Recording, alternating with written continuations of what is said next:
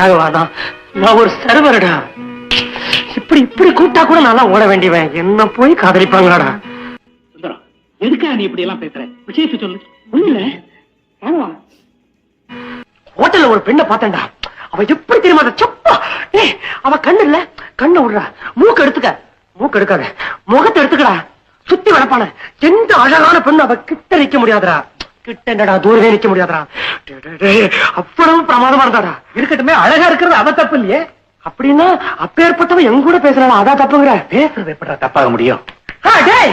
அவன் என்ன பார்த்து ஐ லைக் யூ, உங்களை எனக்கு ரொம்ப பிடிச்சிருக்கு அப்படின்னு சொன்னாடா.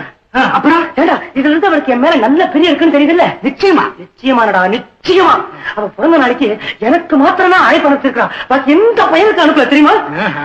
ராகவன் அவ என்ன பார்த்து உங்களுக்கு கல்யாணம் ஆயிடுச்சா அப்படின்னு கேட்டாரா. கேட்டாளா? சார்மா கேட்டுட்டு சும்மாதான் கேட்டேன் அப்படின்ட்டாடா. சிரிச்சு மழுப்பிட்டாளாக்கா?